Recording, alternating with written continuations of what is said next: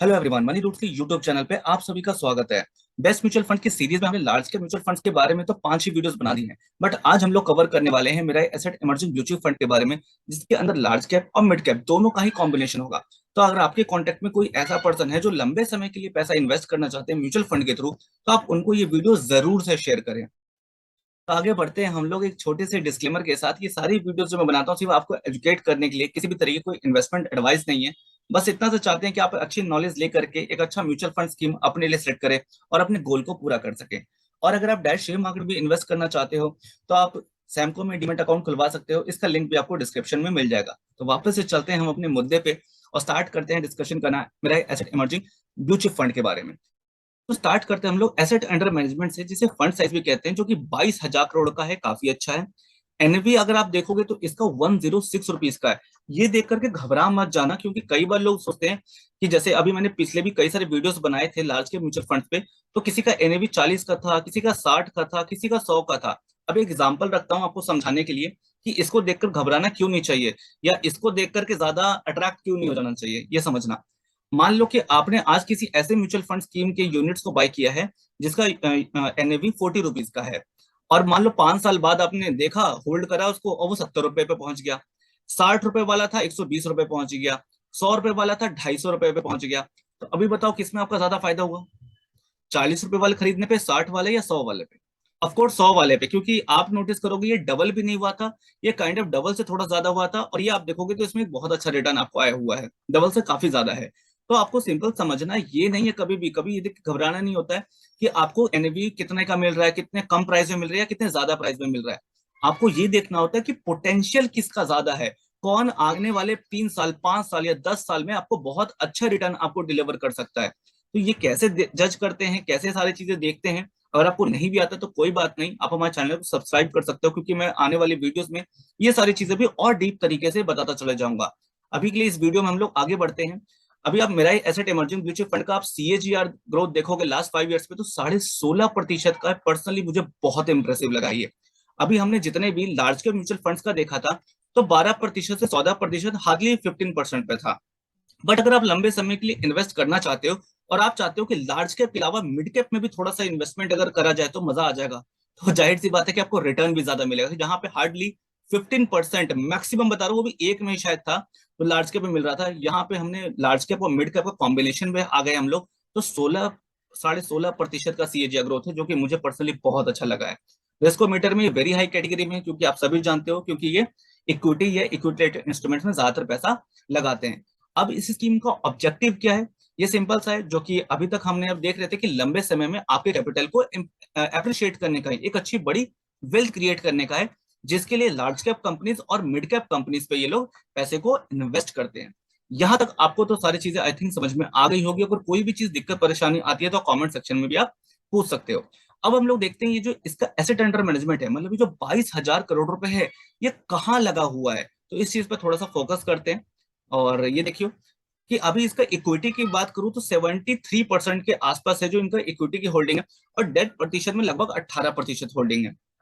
आपको इस चीज से समझ में आ गया हो क्यों रिस्को मीटर में ये वेरी हाई रिस्क कैटेगरी में था, क्योंकि ऑब्वियस सी बात है अगर इक्विटी में लगा हुआ है तो बहुत ज्यादा वॉलेटिलिटी के चांसेस होते हैं, डेट मार्केट में इतना ज्यादा वॉलेटाइल नहीं होता है। तो लगभग 73% देखो तो इक्विटी में ही है। अब हम लोग देख लेते हैं कि इक्विटी में जो 73% पैसा डाला हुआ है वो कहाँ पे डाला हुआ है। तो आप यहाँ पे नोटिस करोगे कि 27% जो इनका हिस्सा है वो बैंक्स में है। मतलब जो 22,000 करोड़ का इनका जो एसेट अंडर मैनेजमेंट था, उसमें 27% से बैंक्स में डाला हुआ है। ऑटो सेक्टर में 8%, सॉफ्टवेयर वाली कंपनियों में लगभग 8%, कंज्यूमर नॉन ड्यूरेबल्स में 7.7%, पेट्रोलियम प्रोडक्ट में 5.8%, ऐसे करके ये बहुत सारा आप देखोगे तो ये बटा हुआ है। तो अभी आपको इससे देखकर समझना क्या है, आपको क्या लग रहा है कि क्या ये जो ये म्यूचुअल फंड स्कीम है, जिस जिस सेक्टर में इन्होंने पैसा डाला हुआ है, आपको लग रहा है कि हाँ, इनमें आने वाले 5 साल 10 साल में या जितने लंबे समय के लिए आप इन्वेस्टेड रहना चाहते हैं, ये आगे ग्रोथ दे सकता है? अगर ग्रोथ दे सकता है तो बिल्कुल सही है ये म्यूचुअल फंड आपके लिए। और अगर आपको लगता है कि नहीं, आपको लगता है कि ये जो बैंक्स में इतना पैसा नहीं डालना चाहिए, या ऑटो सेक्टर में ज्यादा पैसा डालना चाहिए, या आपको लगता है आईटी सेक्टर में ज्यादा पैसा डालना चाहिए, तो आपको ऐसे म्यूचुअल फंड्स की तलाश करना चाहिए जिन्होंने आपके अकॉर्डिंग, जिसमें आप चाहते हो इन्वेस्ट करना, उसमें ज्यादा पैसा डाला हुआ है। तो ऐसे भी हैं आगे, अगर आप बोलोगे तो मैं उन पे भी वीडियोस बना दूंगा, कमेंट सेक्शन में डाल देना। अभी हम लोग ये देखते हैं कि जितना इनके हमने ये जो सेक्टर्स देखे, इनके टॉप 10 कौन सी इन्वेस्टमेंट्स हैं जिन कंपनियों में है। एक बार ये हम लोग देख लेते हैं। तो अभी आप नोटिस करोगे सबसे बड़ी इन्वेस्टमेंट इनकी किस में है? एचडीएफसी बैंक में 7.4%, फिर आईसीआईसी बैंक, फिर L&T, IndusInd bank, state bank of India, HDFC, Maruti Suzuki, Infosys, ITC और भी इस तरह की ये जो कंपनीज है इसमें इन्वेस्टमेंट है। तो अगर मान लो कि आप अगर अगले 3 साल के लिए पैसा इन्वेस्ट करना चाहते हो इस म्यूचुअल फंड स्कीम में, तो आपको क्या लगता है कि ये सारी कंपनियां आगे आने वाले 3 साल में ग्रोथ आपको दे सकती है? अगर आंसर है यस, तो आपको जरूर इस पर करना चाहिए। तो ये सारी चीजों के लिए ही आपको हमेशा म्यूचुअल फंड के जब भी आप किसी में उसकी यूनिट्स को बाय कर रहे होते हो, तो हमेशा उनके किस सेक्टर में इन्वेस्ट कर रखा है, किस कंपनियों में ज्यादा उनकी इन्वेस्टमेंट है, ये आपको जरूर से देख लेना चाहिए। अब एक बार देख लेते हैं कि इस फंड को मैनेज कौन कर रहा है, उन्हें कितने सालों का एक्सपीरियंस है। तो आप यहाँ देखोगे जो पहले पर्सन है मिस्टर नीलेश सुराना जी, जिन्होंने लगभग 30 सालों का एक्सपीरियंस है और ये 2010 से इस फंड को मैनेज कर रहे हैं। मतलब पर्सनली मुझे इन पे बहुत ज्यादा भरोसा हो गया। क्यों? क्योंकि अभी आप नोटिस करोगे अभी जो 16.5% का सीएजीआर ग्रोथ है लास्ट 5 ईयर का देखा जाए, तो मतलब कि ये पर्सन उन्हें मैनेज कर रहे थे, जो फंड मैनेजर उसे मैनेज कर रहे थे। ऐसा ये फंड मैनेजर नहीं है कि अभी अभी इस फंड को मैनेज करते हुए आए। जैसे कि मिस्टर अंकित जैन जी का देखोगे तो 2019 में इन्होंने इस फंड को ज्वाइन किया। हालांकि इन्हें भी 10 साल का एक्सपीरियंस है, ये भी बहुत अच्छे होंगे, बट इन्होंने इस फंड को अभी 2019 के बाद से लास्ट 3 ईयर से मैनेज किया।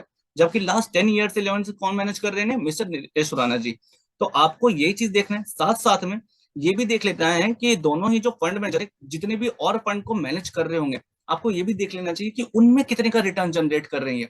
अगर उसमें भी अगर आप देखोगे कि 15%, 14%, 13% का अगर रिटर्न जनरेट कर रहे हैं, तो इन दोनों ही फंड मैनेजर पे आप बिलीव कर सकते हो।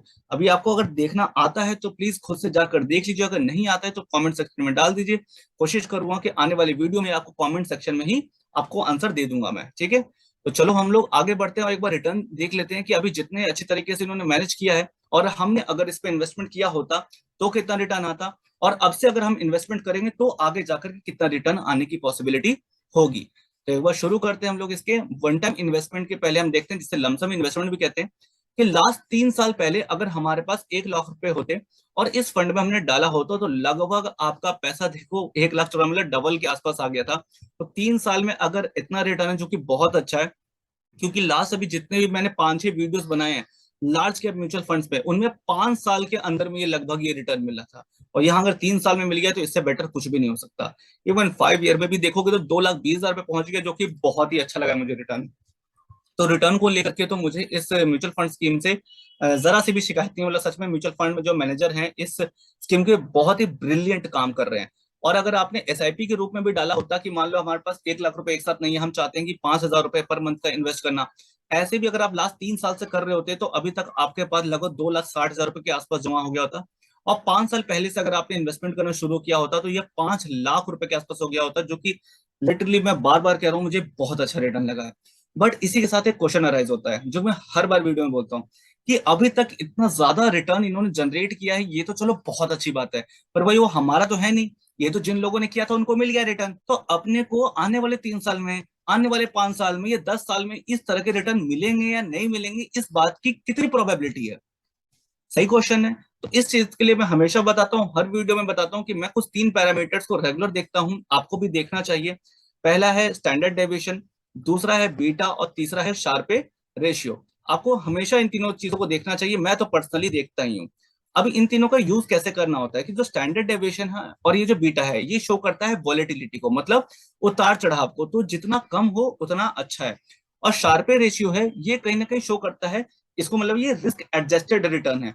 मतलब कि जो फंड मैनेजर है वो जितना रिस्क ले रहा है उसके रिस्पेक्ट में कितना रिटर्न जनरेट कर रहा है, उस चीज को ये रेशियो में कन्वर्ट करके दिखाता है। तो ये जितना ज्यादा होगा उतना अच्छा माना जाता है। मतलब स्टैंडर्ड डेविएशन और बीटा जितना कम हो अच्छा है, शार्प रेशियो जितना ज्यादा हो उतना अच्छा है। तो मैं क्या करता हूँ कि मान लो जैसे कि मुझे अगर ऐसे म्यूचुअल फंड पे इन्वेस्ट करना है जो कि large cap plus mid cap दोनों में ही इन्वेस्टमेंट करते हैं, तो मैं क्या करूंगा कि टॉप 5 जो मुझे अच्छे लगेंगे उसमें से मैं देखूंगा कि उन सब में सबसे कम और अच्छे लगने का मतलब है कि मेरे को कम से कम 14% से 16% या 17% का रिटर्न मिल रहा हो, है ना? एग्जाम्पल लिए समझना, अगर मेरे को ऐसे 5 नहीं मिले, मान लो 3 मिल गए ऐसे जिसमें 13 से 14%, 15% का रिटर्न मिल रहा हो, जो सीएजीआर का ग्रोथ हो, तो 3 ऐसे फंड मिले तो उन तीनों में ये देखूंगा कि सबसे कम स्टैंडर्ड डेविएशन ऑफ बीटा किसमें है और सबसे ज्यादा शार्प रेशियो किसका है। तो तीनों में से जो मुझे मिल जाएगा मैं उसमें उसके यूनिट्स को बाय कर लेता हूँ आने वाले 3 साल 5 साल या उससे ज्यादा लंबे समय के लिए। तो ये आप भी चाहो तो कर सकते हो।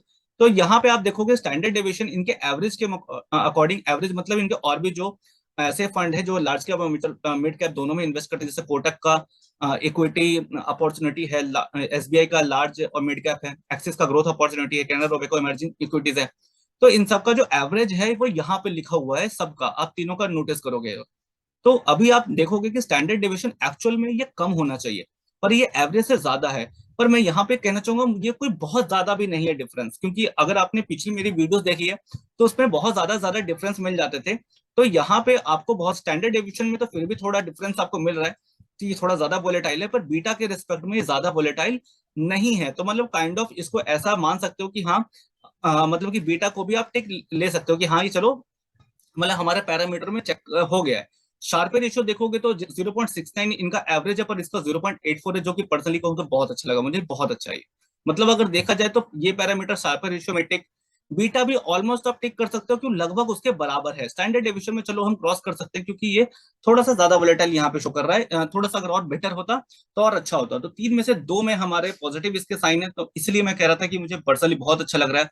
और अगर आप इसकी वॉलेटिलिटी को थोड़ा सा इग्नोर भी करो तो एक चीज पे ध्यान रखना कि आप कोई भी ऐसा पैसा ऐसे म्यूचुअल फंड्स में मत लगाना जो ज्यादा वॉलेटाइल होते हैं।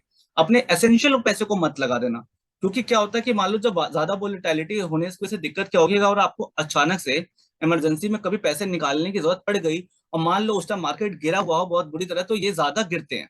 ज्यादा वोलेटाइल का मतलब क्या होता है कि अगर मार्केट उठता है तो इस तरह के म्यूचुअल फंड स्कीम जो होते हैं वो भी बहुत ज्यादा उठ जाते हैं, और अगर मार्केट गिरता है तो ये भी बहुत ज्यादा गिर जाते हैं। तो ज्यादा वोलेटाइल होने का मतलब ये होता है।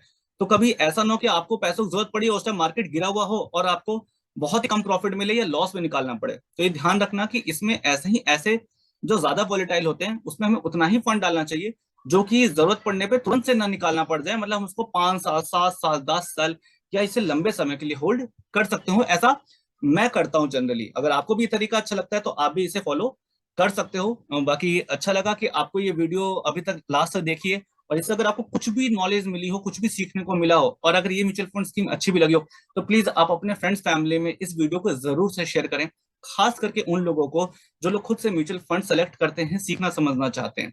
With this all, thank you very much, bye bye.